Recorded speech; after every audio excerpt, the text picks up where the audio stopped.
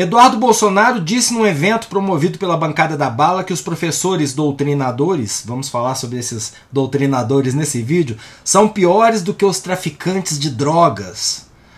Bom, olhando o lado mercadológico da coisa, eles, Bananinha e sua turma, são lobistas da indústria de armas, eles querem que cada brasileiro tenha uma arma, como iriam querer que tivesse um iPhone se fossem pagos pela Apple, mas não adianta vender revólver se o cara nunca usa o revólver, não é mesmo? Então, vamos promover o ódio contra professor, é claro, não traficante, porque o consumidor de arma que se meter a atirar em traficante não volta vivo para casa, e consumidor morto não compra. Faz sentido agora?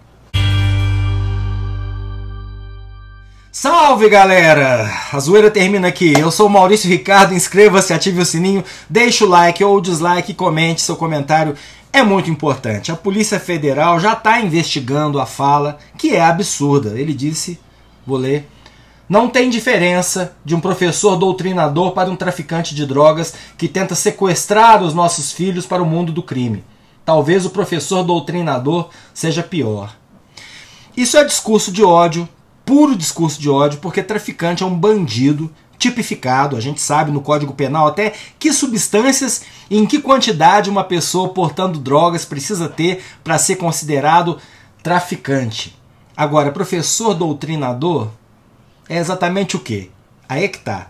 Um professor de história, por exemplo, que chamar a ditadura militar de ditadura, para um eleitor fanatizado pelos grupos de extrema-direita, já é um doutrinador. Se no segundo aninho seu filho começar a ouvir sobre o sistema solar, a Terra redonda, o fanatizado religioso e terraplanista pode achar que aquela jovem professora, simpática, esforçada, que não faz mal a ninguém e ainda se preocupa com os alunos, é pior que um traficante de drogas.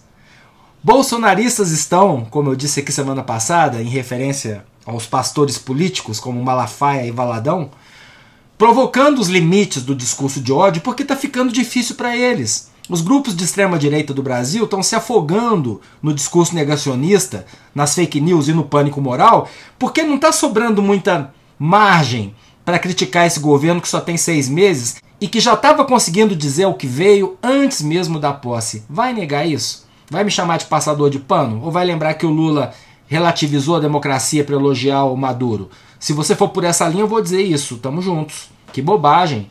Gigante, falou o Lula. Defensor de ditador. Não precisa disso. Bastava dizer, é problema da Venezuela e a diplomacia brasileira não entra no mérito. Vai por aí. Pega a fala contextualizada ou descontextualizada. Ou faz como a manchete do UOL hoje mais cedo. Bota lá, durante o governo Lula, os rolos do Centrão com a Codevasf, a estatal da turma do Lira, continuam bombando. Também é verdade. Claro que a maioria dos que estão destacando esse tipo de coisa, amizade com o ditador ou mau uso que o Centrão faz da grana das emendas, passava pano pro capitão. Quando era o capitão, a governabilidade. Se o Lula pensa, não vou mexer nisso porque eu preciso do Congresso, é o Nine, é o corrupto. Mas eu entendo você, é política. Você tem um lado. Em minha defesa eu digo uma coisa, quando o governo passado inventou o orçamento secreto, eu falei aqui mais de uma vez, foi inteligente. Em vez de pagar com um saco de dinheiro, solta a grana na mão dos parlamentares e tira o dele da reta. Ou seja, terceiriza-se a corrupção e a compra do Congresso. E há sempre a possibilidade do dinheiro ser bem usado. Sim, eu sou otimista. E é por ser um otimista que eu estou vendo a dificuldade de quem torce pelo Brasil para fazer críticas sérias. As coisas estão andando. Eu acabei de ver o Haddad sendo entrevistado ao vivo pela Natuza Neri. Faria Lima está de bem com ele, nosso ministro da Economia. Investidores internacionais estão gostando do que estão vendo. Empresas anunciando investimentos. Banco Central isolado na defesa da Selic estratosférica. A entrevista terminou com Haddad tocando Blackbird dos Beatles no violão. Lembrando que petista também não gosta da Globo, viu? Extremista de direita. Então, como hoje em dia é necessário criar polêmica atrás de polêmica para protagonizar o debate, prevalecem ódio e mentira. Então você vê, dando um exemplo desse mês, memes e vídeos editados dizendo na bolha da extrema-direita: Volks está fechando todas as suas fábricas no Brasil, enquanto você liga a TV e ver a Maria Rita dirigindo uma Kombi elétrica de 300 mil reais para comemorar os 70 anos da Volks no Brasil e ver o anúncio oficial de que a empresa vai investir 5 bilhões e 200 milhões no Brasil em fábricas até 2027. Então esse é o nível de distanciamento da realidade. Na bolha das fakes, Volks está indo embora. No noticiário, Volks está investindo 5 bilhões. Não há como chegar ao meio termo, porque são dois mundos distantes demais. O fato é que a Volks 2 vezes esse ano interrompeu a produção e mandou o pessoal para casa por falta de demanda. Isso acontece na indústria automotiva até com bastante frequência. Mas a Volks, que está aqui há 70 anos e está acompanhando crises em outros países, sabe que à medida em que a Selic for caindo, vai aparecer mais crédito para consumo. A reforma tributária também promete desonerar a indústria. A Fiesp tá adorando, tá comemorando. Então o jeito é apostar no ódio, que é o que o Bananinha fez esse final de semana com o seu grupo Proarma.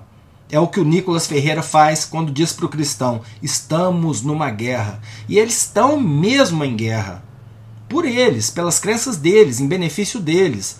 Mas, diz o ditado, quando um não quer, dois não brigam. Então eles precisam demonizar inimigos passivos, como o coitado do professor que está lá ensinando do jeito certo, mas sendo filmado, provocado e assediado por alunos que ouvem do pai: cuidado com a doutrinação comunista. E esse pai ouve isso de quem? Da família Bolsonaro e seus apoiadores radicalizados. Do mesmo modo que eles enchem o saco da comunidade LGBTQIA+, só por ela querer existir. E sobra pra mim também. Me odeiam, me chamam de lacrador, me ameaçam, porque eu parto em defesa dos professores e das minorias, não deles.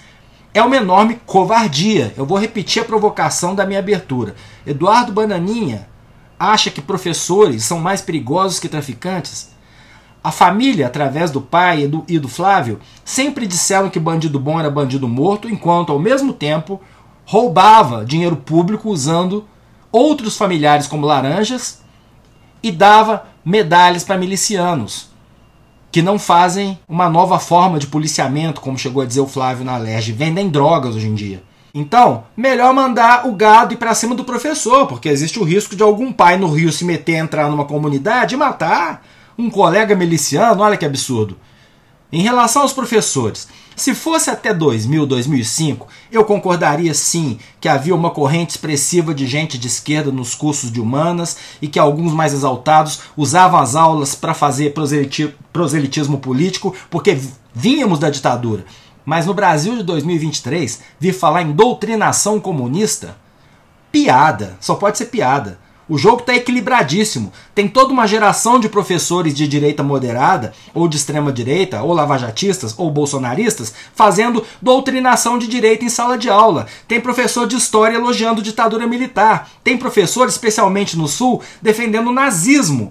Lá de Santa Catarina chegou a ser afastado, voltou e elogiou o Hitler de novo. Ainda perguntou: não tem ninguém filmando não, né?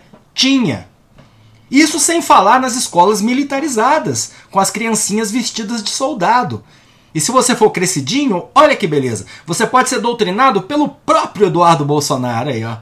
Enfim, nem sempre eu estou esperançoso, mas quando eu vejo esse grau de desespero, comparar professor com traficante num evento de armas, eu só posso torcer muito para que o novo governo melhore a sua comunicação, consiga impactar positivamente a vida da grande maioria da população que ganha pouco, que está endividada, e que a gente consiga se livrar de todo esse ódio, de toda essa beligerância, esse clima de guerra, só com pautas positivas, com conquistas econômicas, com conquistas sociais, não para o PT, ou quem quer que seja, se eternizar no poder hegemonicamente. É sempre bom lembrar, Lula foi eleito por uma frente ampla. Na entrevista de hoje, o Haddad estava valorizando a presença do Alckmin e da Simone Tebet nos acertos que a política econômica vem conseguindo. O próprio Lula falou, no mesmo discurso do Foro de São Paulo, de onde tiraram vários recortes de falas infelizes dele, que democracia pressupõe alternância.